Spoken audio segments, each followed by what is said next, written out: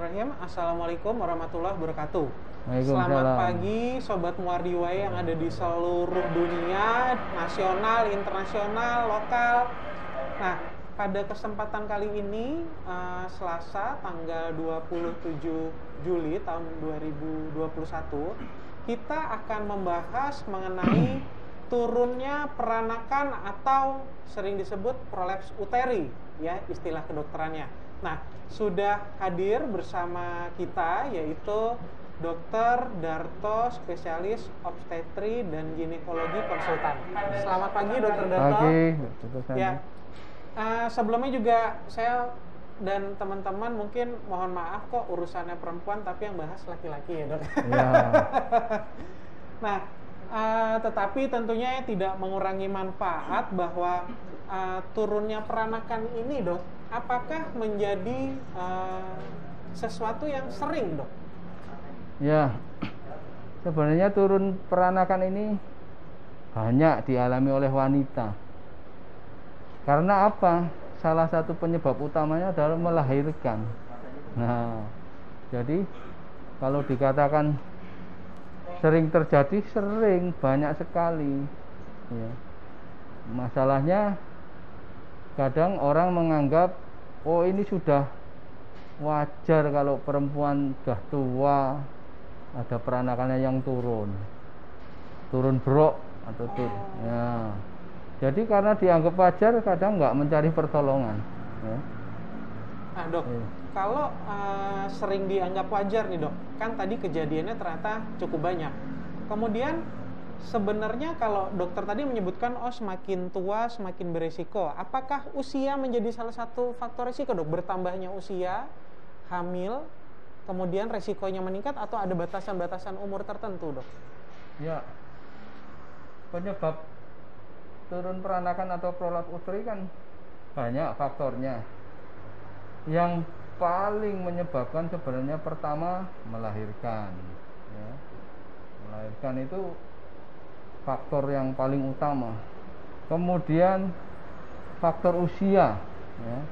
Jadi pasien-pasien prolaps itu jarang sekali masih muda.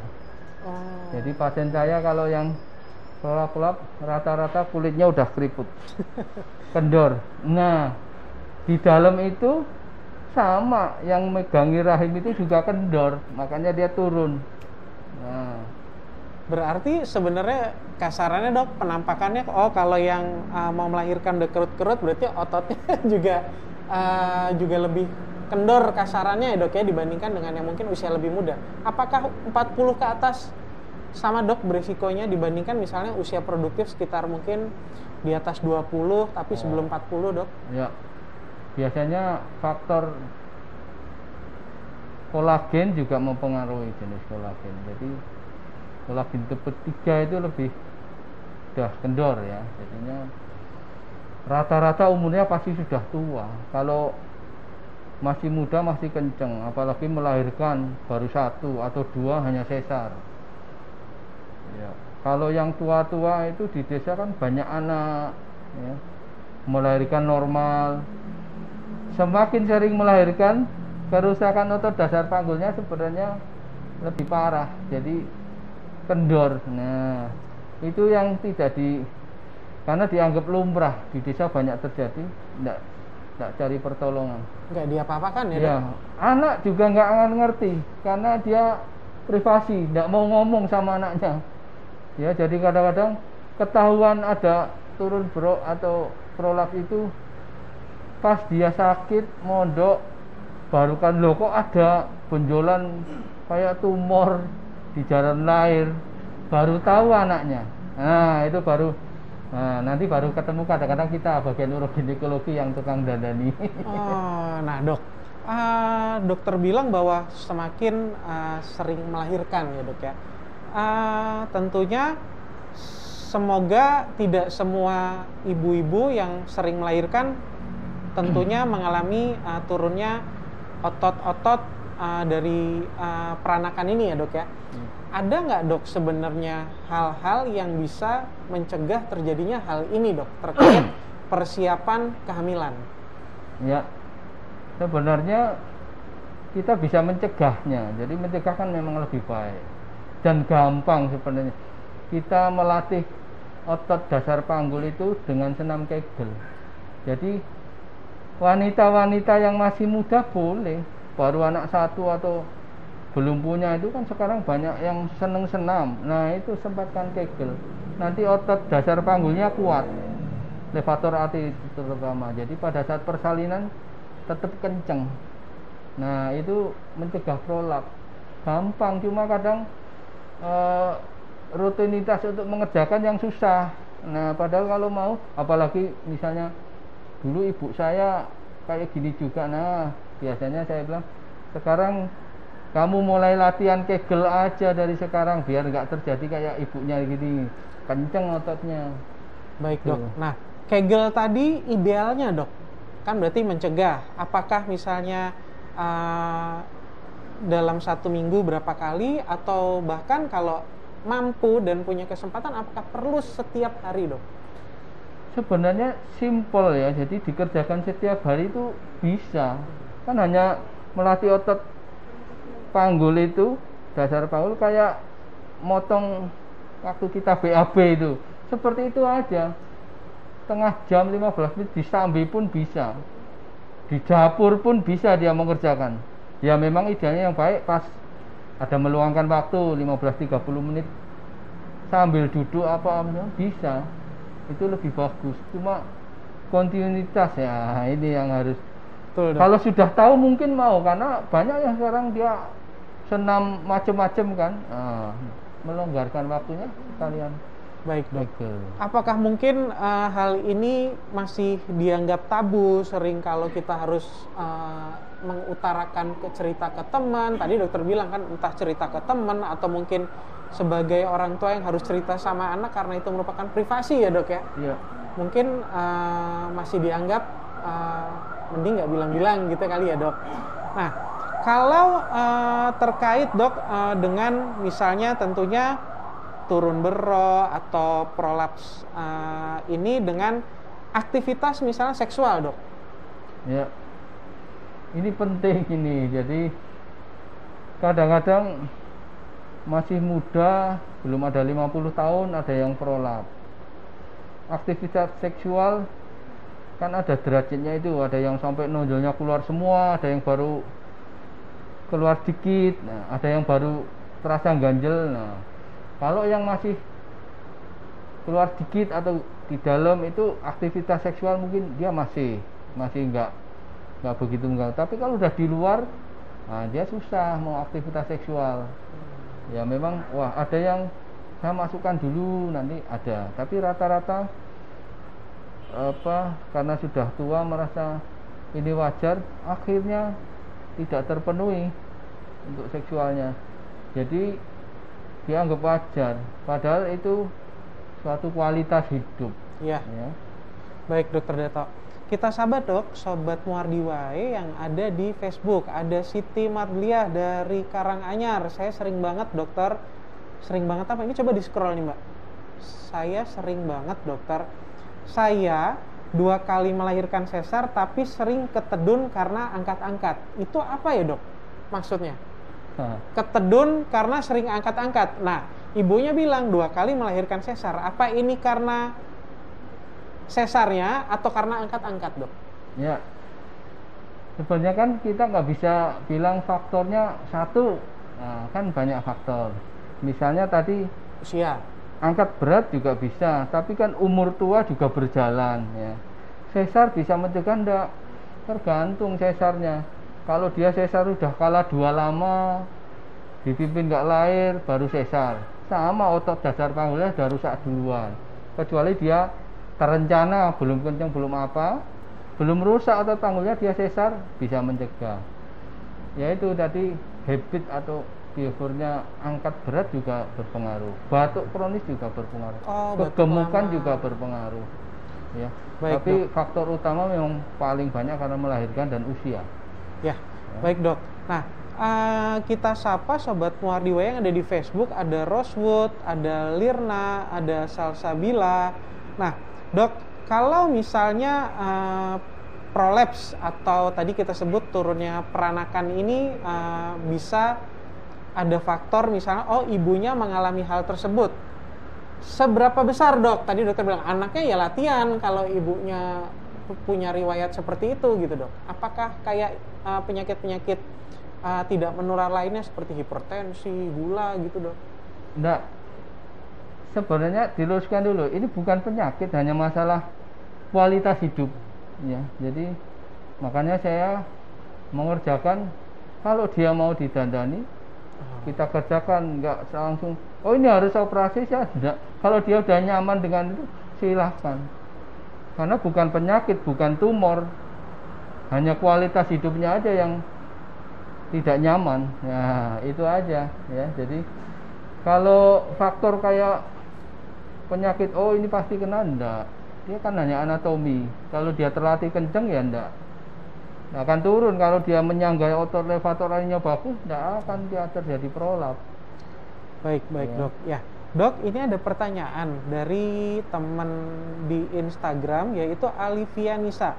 Dok, apakah kita bisa mencegah turun peranakan sejak usia muda? Apa saja dok yang harus dilakukan? Ya, itu tadi saya katakan, nomor 1 melatih otot dasar panggul biar kuat. Jadi enggak kendor. Kegel nomor 1 paling simpel itu kegel sudah. Kalau nanti saya jangan banyak anak ya silahkan saya bilang. Semakin banyak melahirkan, saya sesar aja bisa enggak? Boleh sesar, tapi jangan sudah enggak bisa lahir baru disesar. Kalau kepingin sesar terencana, belum terjadi kalau 2 lama. Nah, jadi kan kadang ada yang berpendapat sesar bisa mencegah, enggak. Tergantung sesarnya apa. Kalau 2 lama enggak bisa. Kalau sesar sudah terencana, saya mau sesar aja, itu otot dasar panggul belum rusak, itu mungkin bisa mencegah ya. Berarti kalau ada teman-teman yang mungkin menganggap dokternya tidak pro kelahiran normal, misalnya kenapa saya disesar, ternyata juga ada salah satu faktor ya dok, kalau sudah dibiarkan terlalu lama dipimpin kala 2 lama gitu misalnya dok, nggak lahir-lahir, tentunya pilihan kelahiran sesar ini menjadi salah satu pertimbangan karena ada faktor risiko terjadinya otot tadi ya dok, otot peranakannya tadi atau uterusnya untuk rusak apabila dipaksakan. Nah dok, berarti seberapa penting nih dok senam hamil dok? Kan banyak nih senam hamil di YouTube, kemudian mungkin teman-teman yang sedang hamil, sedang PPKM, WFH bisa menirukan. Seberapa besar dok pengaruhnya dok? Senam hamil itu kan nanti tujuannya biar saat melahirkan, kalau memang indikasinya normal, ibunya kuat, bagus, nafas kuat, ngeden kuat. Nah itu kalau nggak pernah olahraga, ngeden 10 kali capek, nggak kuat.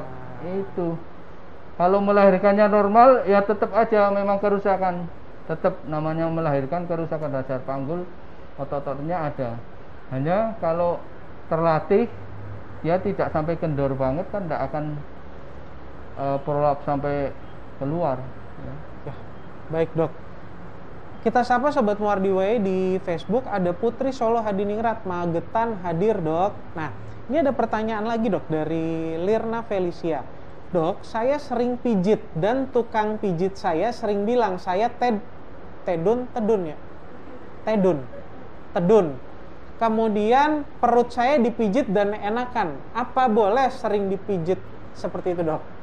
Ya, ini tedun yang dimaksudkan mungkin kan tedun prolap, bukan tedun hernia ya. Ini biasanya kemungkinan dia maksudnya ada tedun karena dari vagina itu yang prolap, tapi kalau di paha kadang karena hernia ya.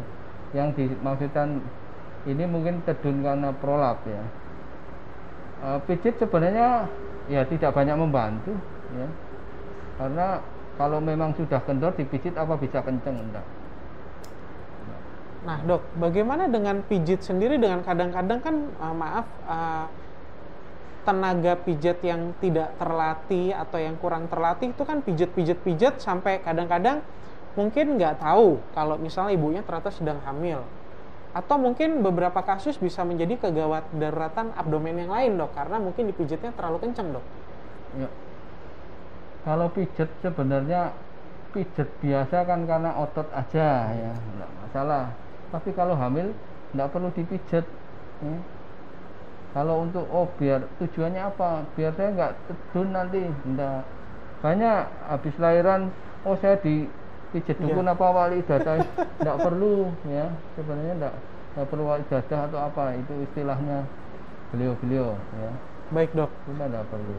Nah, Dok, ada nih yang fenomena juga di daerah kita, terutama di Jawa, itu salah satu untuk mengurangi turunnya otot peranakan ini dengan menggunakan gurita. Terus tidak boleh, beberapa saya menjumpai, Dok, di daerah, kebetulan saya praktek di salah satu daerah di Karanganyar, Dok. Katanya nggak boleh dulu jemur anaknya, karena kalau keluar nanti nggak boleh, katanya karena takut peranakannya turun, ibunya jadi menyusui pun jadi susah nih, Dok. Bahkan mereka rela mengorbankan memberi ASI demi misalnya menurut dukun bayinya, ibu pokoknya sare mawon gitu. Itu gimana, Dok? Ya, sebenarnya pakai gurita boleh, nyaman bagi ibu, enggak apa-apa, tapi tidak menghalangi untuk aktivitas. Ya, jangan sampai pakai gurita nggak ada jeleknya, itu nyaman kok. Bagi ibu hamil itu nyaman, enggak apa-apa pakai itu. Untuk mengembalikan otot perut boleh, tapi nggak usah menghalangi aktivitas, apalagi menjemur anaknya, enggak apa-apa. Memang nyaman kok, boleh, enggak apa-apa pakai gurita. Baik, berarti pakai gurita tetap boleh digunakan, tetapi untuk aktivitas menjemur, memberi ASI itu tentunya tetap bisa diberikan ya, Dok, ya. Kita meluruskan ya, Dok, ya. Baik. Dok, ada pertanyaan lagi dari Rosewood 7263. Selamat pagi, Dok. Dok, saya sesar 3 kali. Apakah berisiko turun peranakan? Ya, tadi sudah saya sampaikan. Nah, kalau sesarnya bukan karena kalau udah lama, mungkin otot dasar panggulnya nggak banyak rusak, masih bagus. Memang biasanya sesar 3 kali dia udah nggak punya anak lagi kadang-kadang. Anaknya cukup 3 lumayan, ada yang anaknya 6 lahir normal. Nah, itu yang faktor risiko paling banyak kan, banyak anak karena sering melahirkan lewat normal. Sesar saya bilang 3 kali apa kena enggak? Ya bisa jadi enggak kalau sesarnya atas indikasinya belum sampai kalau 2 lama. Jadi sebelum kenceng-kenceng apa, apalagi 3 kali biasanya sudah direncanakan. Jadi tidak banyak rusak otot dasar panggulnya. Itu masih bagus biasanya kalau sesar. Dok, bukan berarti saya loh, ini proses Anda. 90% ibu itu bisa lahir normal. Tapi kalau lihatnya di rumah sakit kok sesar semua, itu yang 10%. Makanya saya bilang bukan berarti saya aliran yang normal atau yang sesar, enggak. Semua atas indikasi, saya bilang. Kalau memang indikasinya sesar, arealnya di bawah minta normal, ya enggak bisa, saya bilang. Tapi kalau melihatnya coba di daerah, di bidan, klinik, banyak yang lahir normal. Jadi saya bilang 90% bisa lahir normal. Tapi kalau ke rumah sakit lihatnya sesar, ya karena yang dikirim sudah kelainan patologis yang memang indikasi nggak bisa, ya sesar. Baik, Dok. Nah, lanjut nih, Dok. Bu Rosewood ini tadi nanya lagi, apakah ciri-ciri prolaps uteri, Dok, biasanya mulai terjadi di usia berapa? Ya, rata-rata di atas 50 tahun. Jadi pasien saya biasanya sudah nggak cantik kayak yang di depan. Masih, ya, berarti di sini Mbak Mary sama Mbak Meta. Ya, udah. Ini masih seger ya, Dok? Bawa anaknya dituntun itu. Kenapa? Ada yang keluar benjol. Nah, biasanya keluarnya ada yang saya boynya pegel. Lah kenapa? Ada yang keluar. Nah, periksa baru, ada prolapsnya. Dia baru tahu anaknya, kok baru iya dia sakit kemarin ini. Saya lihat lah kok ada yang benjol, baru diperiksakan. Ibunya nggak mau ngomong. Jadi kalau tahu, saya yakin anak-anaknya pasti udah dibetulin aja. Makanya saya kalau udah tahu ini bukan penyakit tumor, hanya masalah kenyamanan. Kalau mau didandani bisa jadi seperti semula, nggak nggak nonjol-nonjol, aktivitasnya nyaman. Jadi kalau udah ketemu, waduh kenapa nggak dari dulu ya, nggak apa-apa, jodohnya baru ketemu. Wah, baik Udah Dok. nyaman ya, makanya Betul, saya betul. bilang itu kenyamanan bukan penyakit. Saya bilang kalau jenengan nggak operasi nggak apa-apa, saya bilang. Sudah nyaman dengan benjolnya itu nggak apa-apa. Nah, Baik, semua itu berarti kembali pilihannya kepada pasien-pasien yang Ya. apakah merasa terganggu dengan hal tersebut atau ya sudah diterima saja, Ya. nggak apa-apa ya dok ya. Nah dok, kalau laki-laki itu kan kalau untuk masalah turun berok ada celana khusus dok, yang mungkin kita sering dengar dijual di pasaran gitu kan dok. Apakah kalau untuk perempuan ada celana dalam khusus dok untuk turun berok? ya kalau celana enggak ya, tapi ring, itu pesarium namanya ya. Itu ada untuk, tapi sebenarnya bukan definitif untuk seperti itu, karena ada benda asing yang dipasang dia juga sebenarnya tidak nyaman. Nah, jadi bukan definitif. Kalau definitif sebenarnya didandani operasi dikembalikan. Ya, jadi itu lebih nyaman. Ya, atau digantung ke dalam, tergantung metodenya, mau lewat vagina atau buka perut. Kalau saya yang misalnya operasi ya kan lewat vagina, enggak buka perut. Makanya kadang, loh kok nggak ada bekasnya di perut? Memang operasi kita lewat bawah, jadi nggak kelihatan ada luka di perut. Makanya saya bilang didandani, turun mesin aja, saya bilang. Nyaman. Selesai operasi Langsung bisa jalan dok? enggak, maksudnya di rumah, loh kok nggak ada bekas operasinya? Mana? Oh nanti nggak mau bayar, nggak ada operasinya. Udah gitu. Nah, itu operasinya memang lewat bawah vagina, jadi nggak ada bekas. Seperti orang melahirkan. Sekarang udah nyaman kan? Iya, tahu kayak gini dari dulu. Nah, pesarium itu sebenarnya dipasang kalau orang yang tidak memungkinkan untuk operasi, ada kelainan yang kita nggak bisa untuk operasi. Jadi kontraindikasi operasi lah, punya penyakit lain tidak memungkinkan, kita pasang pesarium. Atau dia menolak ya pasang pesarium aja. Cuma nggak nyaman, harus dikontrol tiap bulan, dibersihkan. Karena dia juga punya iritasi, kadang lecet atau keputihannya banyak, karena ada benda asing di situ. Ya ada yang mau begitu, ya ada, enggak apa-apa. Itu tergantung pilihan masing-masing. Baik dok. Ini ada pertanyaan lagi dok dari Sachi Seri dok. Selain melahirkan normal, apa yang menjadi resiko mengalami turun peranakan dok? Selain usia tadi. Usia kan kita nggak bisa manipulasi. Behavior kita, angkat berat, jangan angkat berat. Orang yang saya bilang setelah operasi pun jangan angkatnya berat, nanti kambuh lagi. Ya ada kendor meskipun tidak nonjol. Jadi bukan berarti selesai, tapi ya bisa ada angka kambuhan. Jadi setelah operasi ya kebiasaannya harus yang faktor risiko itu ditinggalkan. Tapi saya pekerjanya angkat kuli panggul bagaimana? Nah sekarang angkat berapa? 100 kilo, sekarang 50 aja. Jadi saya tidak melarang sama sekali kan, nanti bagaimana dia cari Nafkah ya dok? nafkah. Separuh, kalau angkat 1 ember ya sekarang airnya separuh aja. Nah, jadi mengurangi, karena itu nggak bisa ditinggalkan, apalagi dengan profesi, ya itu dikurangi. Berarti tahu batasan diri tadi ya dok Ya. ya? Oke, semoga bisa menjawab pertanyaan Mbak Sachi Seri. Nah, ini ada lagi dok, pertanyaan dari Gavin Adistia. Dok, saya promil anak kedua. Sejak November sampai sekarang belum berhasil. Sudah ke SPOG, pijat dan sebagainya. Waktu pijat, kata yang pijat, dok, rahimnya miring. Padahal dulu anak yang pertama langsung jadi dan saya melahirkan sesar. Rahim miring, dok. Ya.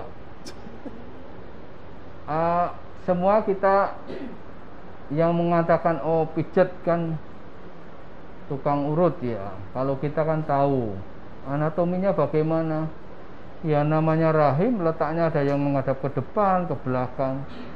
Nggak Variasi masalah, ya, dok? retrofleksi, antofleksi, nggak apa-apa. Faktor promil, ya silahkan ke FAIR, itu divisinya nanti. Baik, mungkin nanti kita suatu saat akan bikin program nih Mbak Mary, Mbak Meta terkait sama program hamil nih ya. Nah, kemudian dok, tadi dokter juga sempat menyebutkan faktor resiko. Ini nanya lagi nih dok. Dok, apakah faktor obesitas juga mempengaruhi turun peranakan dari Sydney 2626? Bisa faktor obesitas ya. Prinsipnya kita itu tekanan intraabdominal, abdomen tinggi kayak kita dipukul. Kalau batuk kronis gemuk, terus yang penyakitan di paru, batuk guguk, sering batuk, itu bikin kayak mendapat pressure, tekanan tinggi abdominal. Itu bisa mempengaruhi. Jadi bahkan kalau konstipasi juga bisa ya, Dok? Iya, BAB yang susah itu sering ngeden itu kurang bagus. Jadi kalau bisa BAB kan tiap hari, jangan saya seminggu sekali berat nanti ngedennya. Nah, itu ya. Jadi kalau bisa dikurangi sesuatu aktivitas yang bikin tekanan di abdominal tinggi.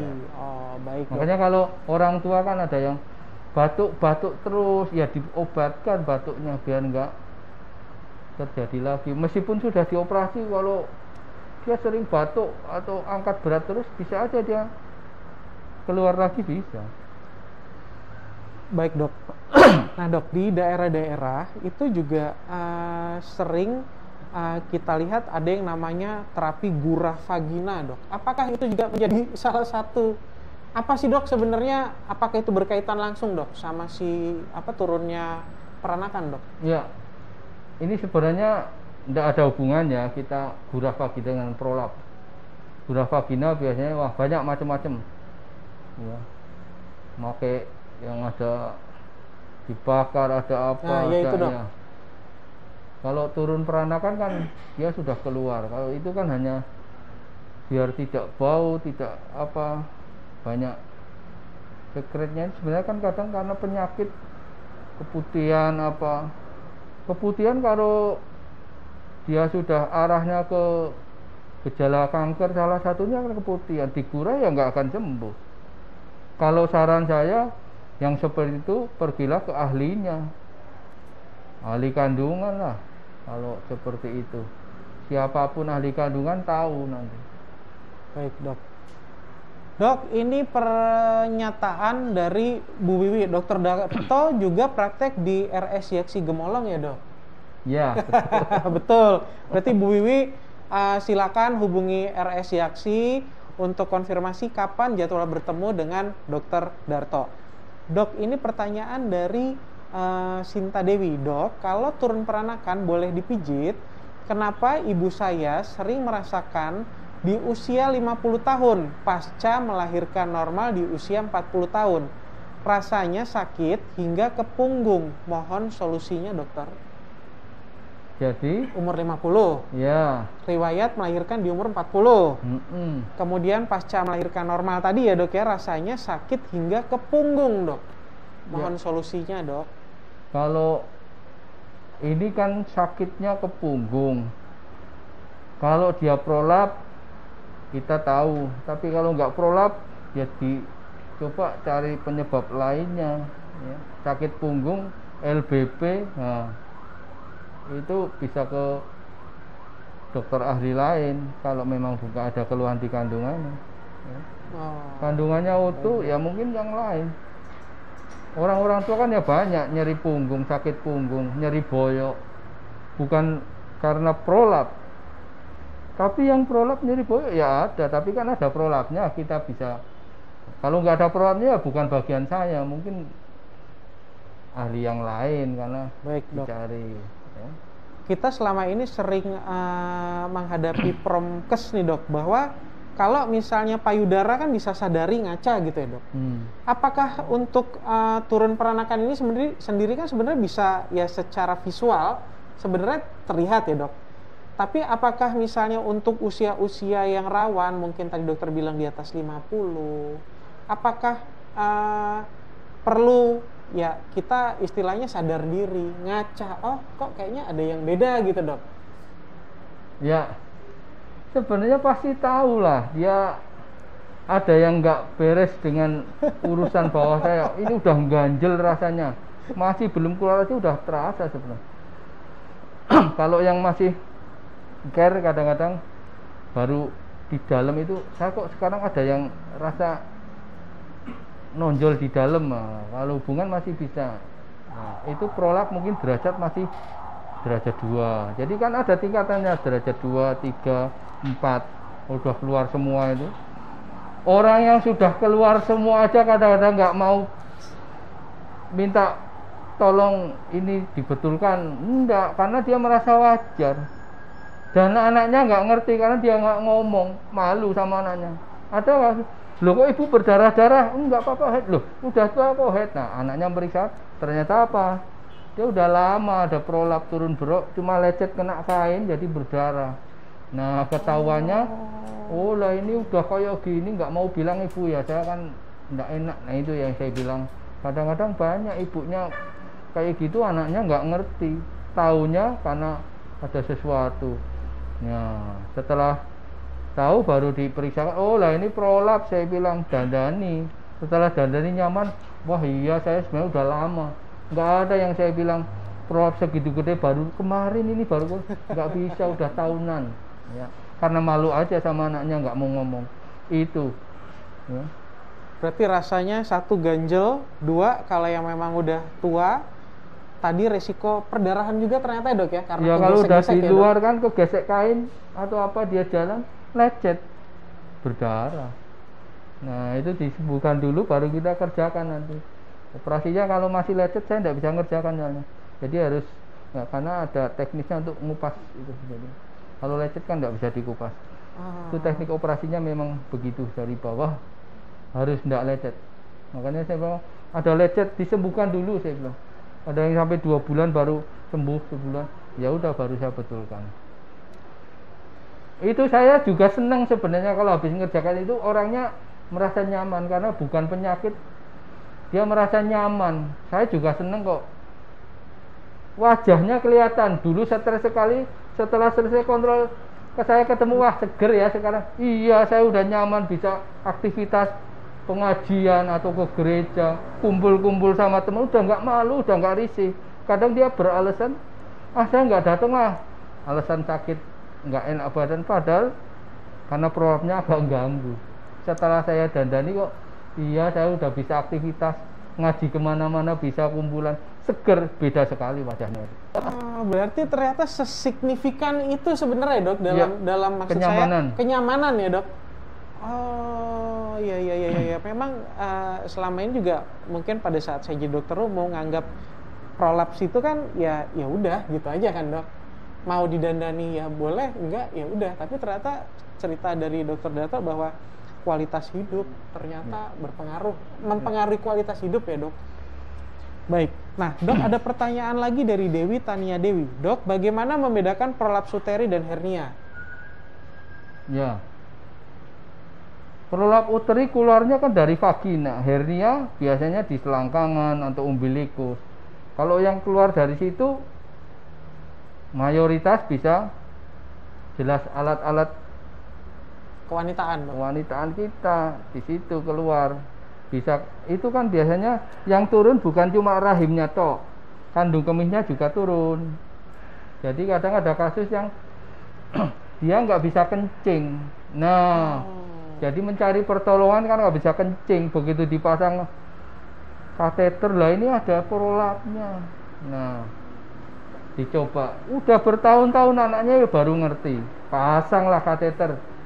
Begitu lepas lagi kateter nggak bisa kencing lagi, dioperasi bisa kencing karena dia ada anatominya sampai mengganggu saluran kencing, uretra, saluran kencing. Jadi dia ada retensi urin. Nah, jadi disitulah kenyamanan. Saya bilang saya nggak pernah maksa operasi kok, karena saya bilang saya hanya bikin nyaman. Kalau nggak nyaman, sudah nyaman ya biarin. Kalau nggak nyaman, kalau yang kayak gitu kan karena nggak bisa kencing, wah kalau bisa operasi aja. Nah ini ada punya resiko-resiko. Nah, kalau memang kita bisa operasi, saya operasi. Nah ternyata bisa. Dokter bius kan ya sudah tahu batasan mana, nah resiko. Jadi sebenarnya sangat bermanfaat kalau menurut saya. Orang saya ngerjakan juga seneng, orangnya seneng. Jadi nggak stres, bisa aktivitas. Wah, ternyata ya dok, signifikan ya dok. Nah dok, tadi dokter menyebutkan bahwa salah satunya adalah gangguan dalam buang air kecil dok. yang membuat rata-rata orang tersebut hadir, dok, atau datang ke dokter spesialis obstetri dan ginekologi? Karena apa sih, dok? Kosmetika, gangguan berhubungan kah, atau gara-gara gangguan buang air kecil, dok? Nah, rata-rata orang datang yang prolap itu karena ada nonjolnya sudah mengganggu. Biasanya datangnya udah pada di luar. Kita bilang stadium 4 lah. Kalau masih di dalam biasanya enggak datang dia. Karena apa? Enggak ada yang tahu kan. Saya masih bisa aktivitas, cuma enggak nyaman sebenarnya. Jadi tapi ya enggak mau ngomong. Tapi ditahanan sampai pada akhirnya sekian tahun keluar semua. Waduh, enggak bisa. Saya kok jadi begini, jalan kok susah. Nah, itulah baru cari pertolongan biasanya.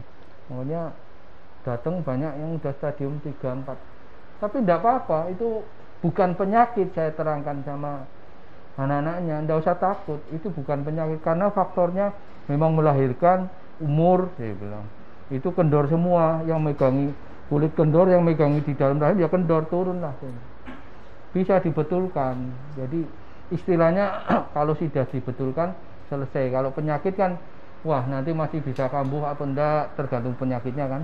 Nah, itu bukan penyakit. Jadi nyaman aja. Kalau mau nyaman dandani, kalau enggak ya enggak apa-apa.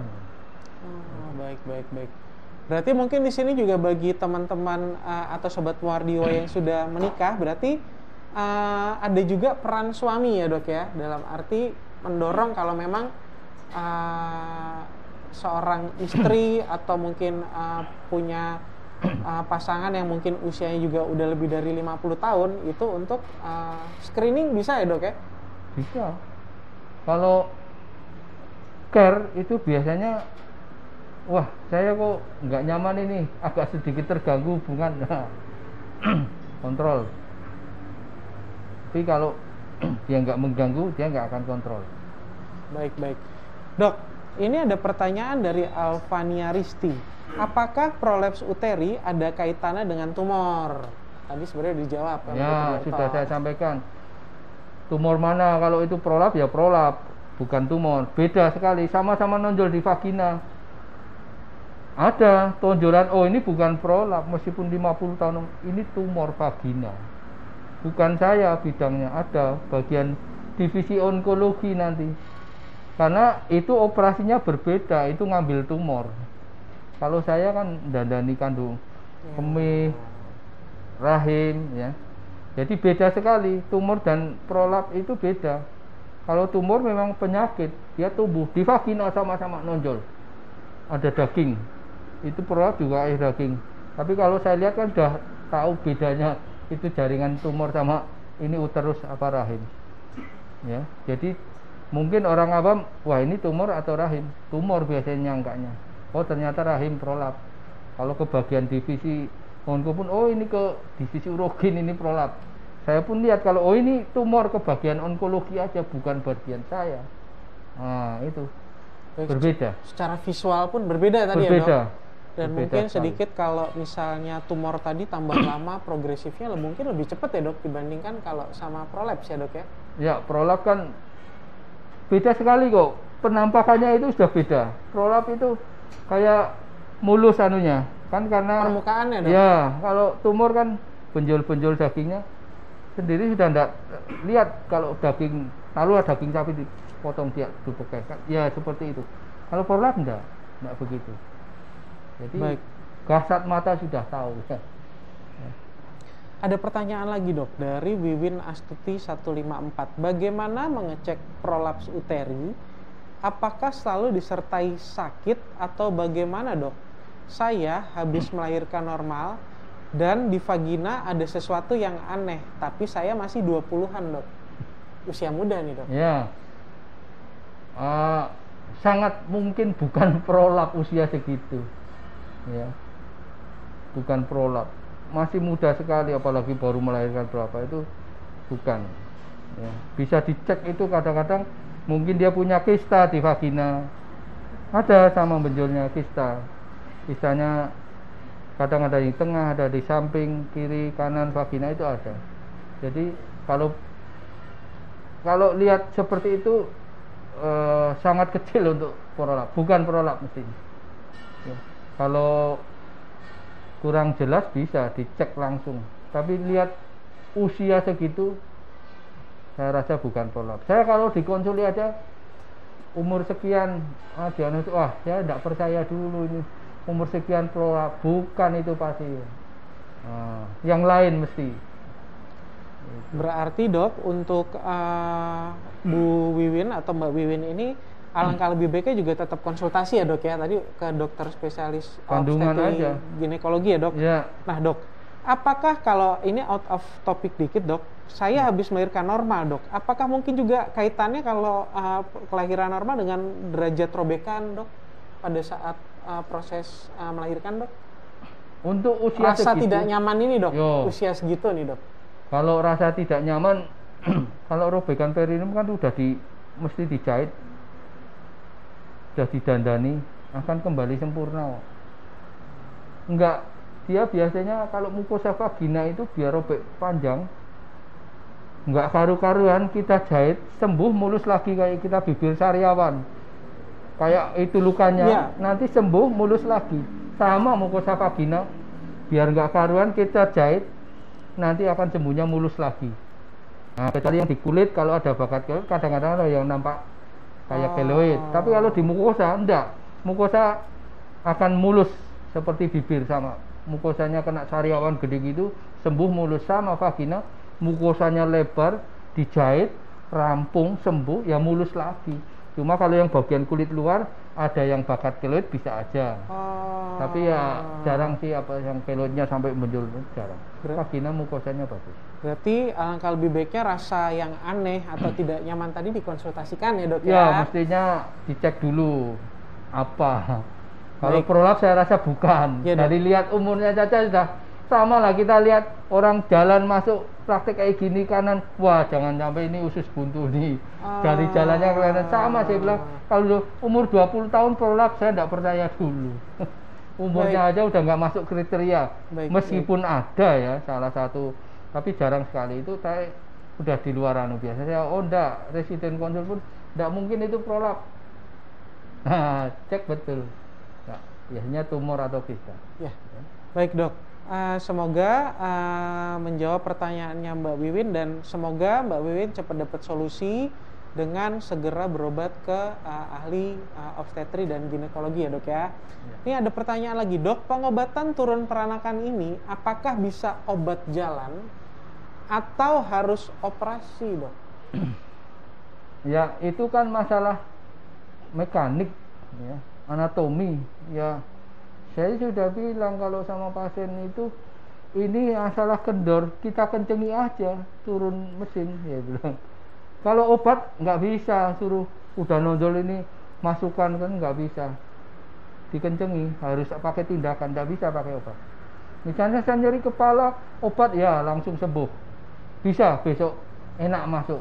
Tapi saya luka kegores, disalepi besok nggak bisa, karena pertumbuhan kulit juga butuh waktu ya dok. Butuh waktu, sama. Ini kendor, diobati ya nggak bisa, dan dikencengi. Nah itu. Berarti mungkin kalau istilahnya kelopak mata juga kendor kan nggak bisa dioles-oles saja ya dok, mungkin harus facelift kali ya dok. Itu mungkin ahlinya yang lain. Ahlinya, karena urusannya tadi sama otot-otot ya dok ya. Nah dok, apakah operasi prolaps uteri bisa dijamin BPJS? Ada, masuk BPJS. Bisa ya dok ya? Bisa, BPJS masuk, karena bukan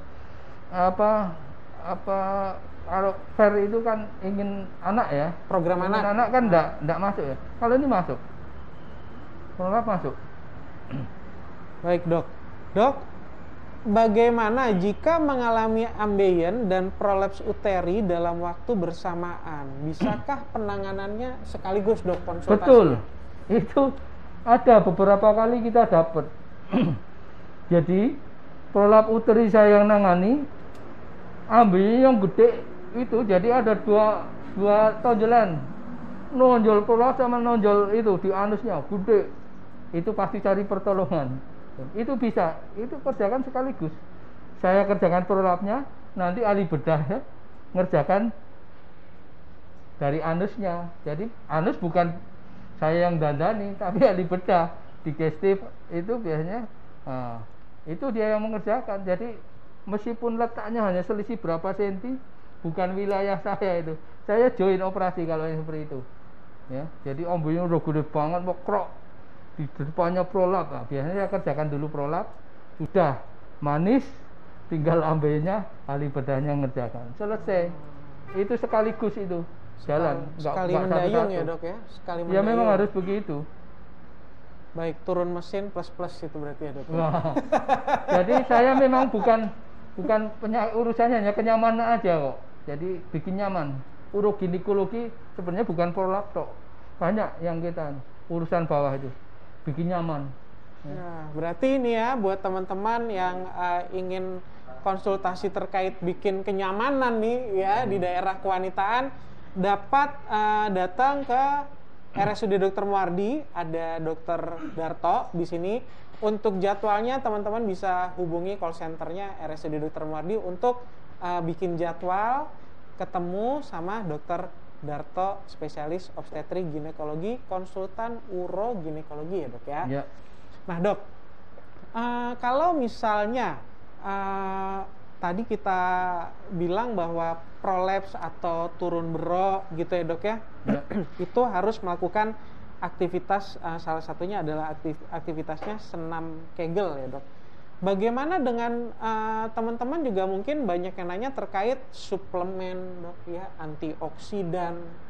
Itu kan kadang-kadang dikaitkan dengan kesehatan otot, kekuatan otot gitu dok. Ya. Prinsipnya kalau otot itu nggak rusak, ya nggak akan prolap.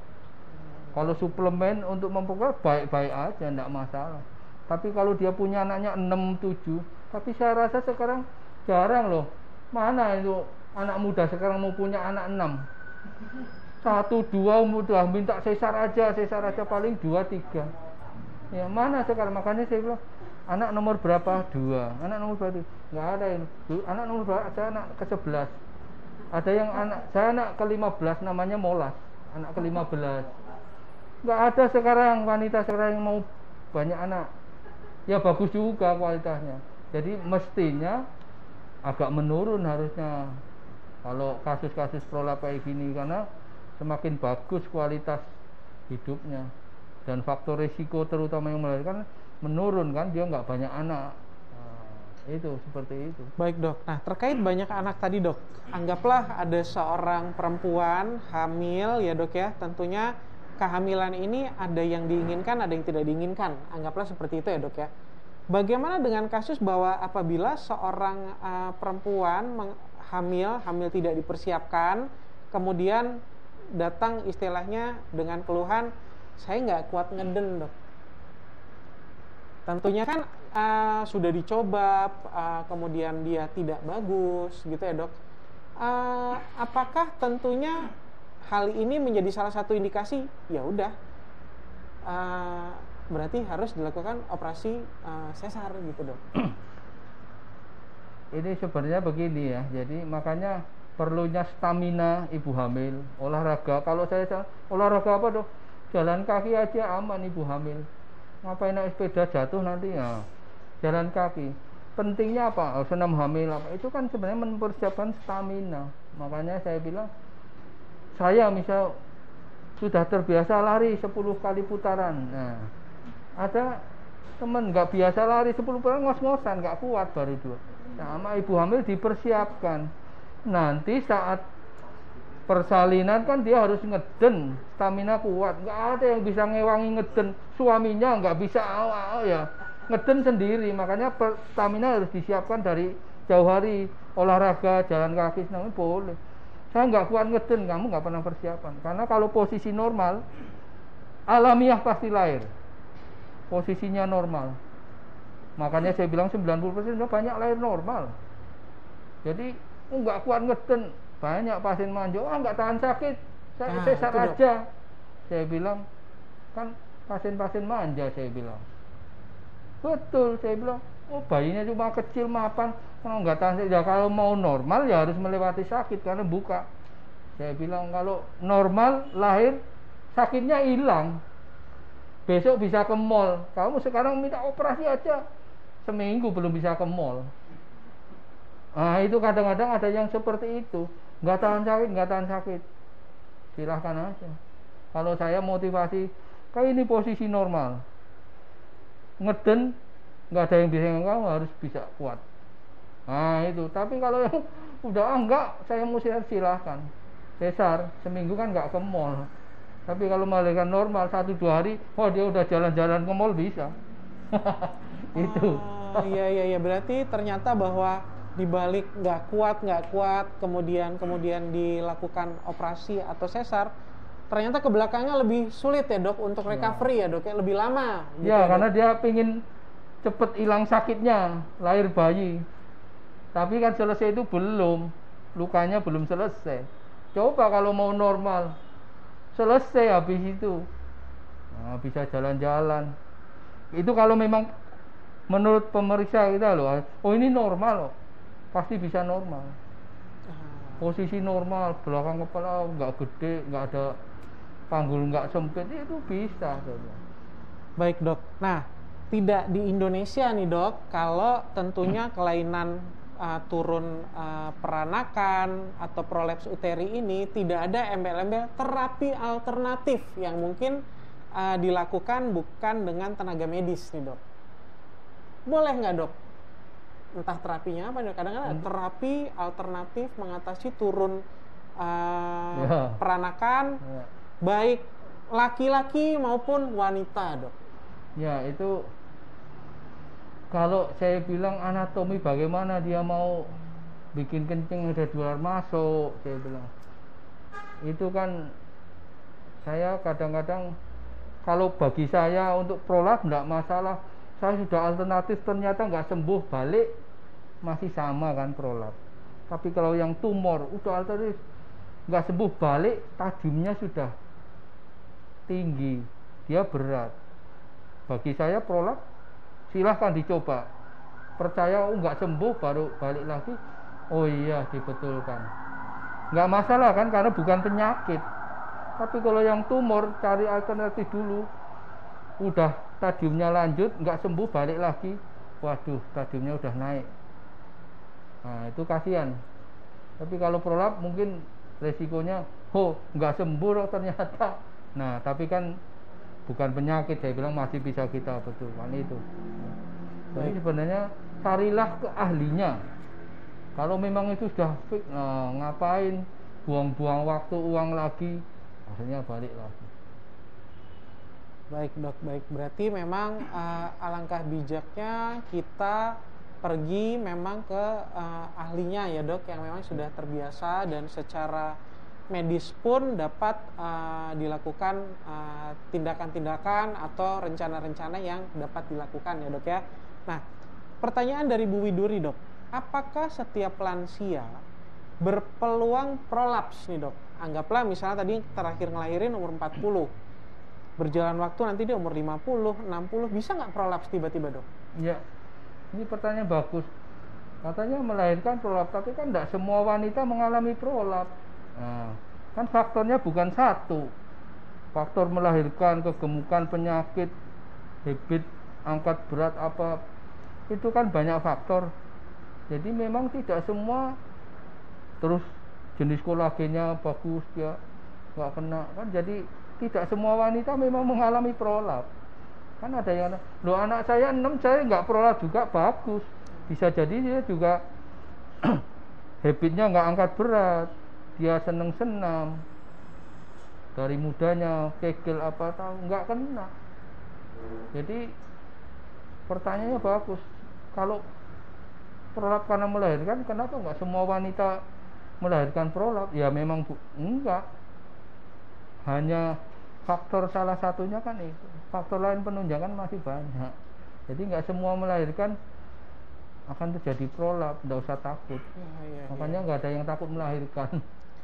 Baik, Ya. nih sudah mulai diingatkan waktu udah mulai mau habis dok, tetapi ada pertanyaan nih dok, mungkin kita bisa satu pertanyaan terakhir nih dok. Dok, saya sedang hamil ketiga dan rencana melahirkan normal kembali. Setelah itu, apa yang harus saya lakukan dan yang harus saya hindari supaya ketika lansia saya tidak mengalami prolaps? Nah, ini bagus karena belum terjadi prolaps. Habis lahiran nanti yaitu paling simpel senam Kegel, ya. Melatih otot-otot dasar panggulnya cepat pulih. Senam Kegel itu continue terus, nanti tuanya nggak kena karena kenceng terus. Nggak akan, kalau levator ani ototnya itu kenceng, dia nggak akan turun karena dia penyangga utama. Ya, meskipun kandungannya penggantungnya turun, ototnya di sini kuat, dia akan bersandar kok, nggak akan prolaps. Itu bagus. Kalau belum terjadi lebih bagus, bisa dicegah. Kegel paling gampang melatih otot dasar panggul. Kalau angkat berat kan ya mungkin pekerja kantor dia nggak angkat berat, dah gampang kan, Kegel aja yang. Tapi kalau buruh angkat di pasar, nah, saya bilang kalau pingin juga ya separuh aja ngangkatnya, jangan 2 karung, 1 karung aja. Nah itu. Kalau yang lain kan hanya tinggal dia mau ndak senam, wah kadang-kadang nggak ada waktu, itu yang benar. Baik dok, wah ternyata dari tadi pertanyaan membahas turunnya peranakan ini cukup banyak, dan terima kasih buat Sobat Muardi Wae yang sudah berpartisipasi. Terakhir nih dok, sebelum oh ini ada pertanyaan terakhir nih, masih bisa ya? Satu bisa nggak? Dok, apakah berenang dapat mencegah prolaps? Olahraga berenang apakah bagus untuk mencegah prolaps? Berenang itu kan olahraga bagus untuk semua, bukan cuma prolaps toh.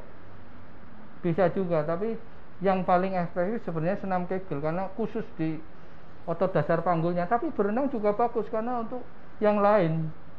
Tapi untuk prolaps spesifiknya adalah otot dasar panggulnya yang dilatih. Yang spesifik yaitu Kegel itu.